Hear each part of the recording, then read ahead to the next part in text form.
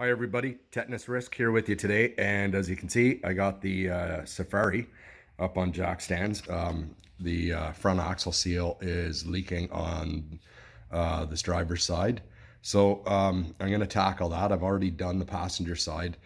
This is the side with the plate that you need to remove from the differential. So I'm going to start by I'm going to take the caliper off, I'm going to take the rotor off. I'm going to undo the nut here, and I'm going to undo the front tie rod, lower ball joint and upper ball joint, and get the knuckle right out of the way. And I'll come back once all that's done. So I removed the caliper, the rotor, the tie rod, loosened the nuts from the upper ball joint and the lower ball joint, smashed on this steering knuckle till it dropped, removed the nuts completely from the ball joints, and the steering knuckle fell away. I was just careful once I'd removed the nut on the end of the axle. I was just careful to shove the axle through the splines as I was removing the axle, the steering knuckle itself. Then I removed the CV axle by gently prying. Just got a little pry bar in between the axle, and I was resting it on these two nuts right here, just gently prying. You don't want to put too much pressure because that plate is only aluminum, and if you damage it, they're not available for purchase from GM any longer. So be careful there. And then next, I just started to loosen the bolts on the plate on the differential that holds the seal. So I'm going to remove that, clean it up a bit, and I'll come back before I remove the seal. So I got the plate off. I'm going to clean up that surface, prepare for a little RTV application on the plate itself, and we'll take a look at the plate now. Here's the plate removed and cleaned up a little. As you can see, the seal has seen better days. It's really coming apart. Guessing that's the source of the leak. But it also could be the fact that this gasket, which is part of the assembly, is pretty flattened in spots. Down here it doesn't look too bad, but I'm gonna apply a generous coat of RTV all the way around to hopefully ensure this doesn't leak. I did mention earlier that this plate was aluminum. That's an error. It's actually steel, still thin gauge steel. So be careful with it, because deforming it, like I said, you'd have trouble replacing this. Now, if you want to try, it is discontinued, but it's the GM carrier cover or GM carrier bearing cover, and it's part number 12471587. So good luck with your search. Maybe the odd one comes up on eBay. You could watch there. Perhaps Amazon. You're gonna have a tough time. So what I'm gonna do is I gotta support this side all the way around here, and as you'll notice, there's a little raised area here, and the rest of it's flat. So I'm gonna support that somehow, and I'm gonna pound on this. And I was thinking this end cap, PVC end cap, would do the trick, and pound that out. So I'm gonna go ahead and try that, and I'll let you know how that went. So I got it in the vise with a part from a bearing removal kit, and on the other side I got a bearing itself, and I've applied a bit of pressure. It's not moving quite yet, so what I'm doing is I'm just tapping lightly here, and then moving the whole thing around in the vise and tapping here, applying the pressure again, of course, and tapping. And I'm going to continue to do that, and I'll come back if it's successful.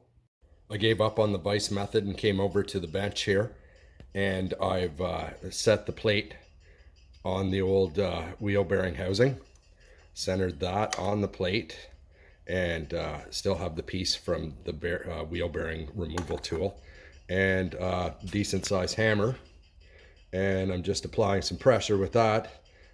Nothing crazy. Don't want to damage the plate once again, or crush the far side of it. So as you can see, it has started to move. So I'm going to continue this till it's out. It only took a few more whacks and the seal came out of it. So There's the old seal. It's like, this is just a perfect tool for this. I'm glad I had it. So I'm gonna clean up in around here, and well, just generally clean it up a little bit more, and press the seal in, sort of the reverse of the same thing. Just tap it in gently all the way around, making sure it's going in even, and I'll come back. So I got the seal in, and here's the method I used. I grabbed 2 pieces of the wheel bearing installation kit. The bottom one is big enough that it just supports this outer ring without interfering with the bearing being set in. Set that on like that. Now the top one is a big enough diameter that it's almost the size of the seal and will not interfere with the plate itself. And then I just got down on one knee, tapped all the way around, spun the plate, making sure that it was going in even. And it did indeed bottom out. So here's the seal that I used if you're looking for one. Part number 15552. It was the same seal on the passenger side. Now, next thing, I'm going to clean this up and get ready to apply some RTV to it. One thing that happened was the rubber gasket that's adhered to the plate did come dislodged it for a good section of it. So I just cut it back to here and removed it all. And I will apply a generous bead of RTV all the way around here. I'm also going to clean up the mating surface on the differential, and I'll come back. I cleaned the plate and the mating surface on the differential, and I applied a bead of black RTV. I put a little bit more at the left-hand edge because the gasket had peeled up from the plate there. So I'm going to install this now. I've reinstalled the plate with the 6 bolts, and from where I could get my head in, I do see RTV oozing out between the differential and the plate. So I believe I've made a good seal there. I also coated the inside of the seal with a generous dollop of grease to facilitate reinstalling the axle. I'm going to try it with the circlip on the top of the axle as I'm feeding it in there, meaning if you picture it as a horseshoe, that the horseshoe is hanging down. I believe if it was inverted, it's hanging away from the axle, and it will make reinstallation a lot more difficult. So remember to line up your splines, hammer on the end of the axle only with a rubber mallet, even sometimes just pushing it and turning it back and forth. Once your splines are engaged, of course, you'll get it to pop in, and it's just have patience. This can be a bit of a bear, and then reassembly is just the reverse of how I took it apart. So once the axle's in place, I'm going to reinstall the steering knuckle, just get a hold of the upper and lower ball joints and the splines on the axle all at the same time. And then from there, it's tie rod and brakes back together. So if you enjoyed this content, please like and subscribe and leave a comment.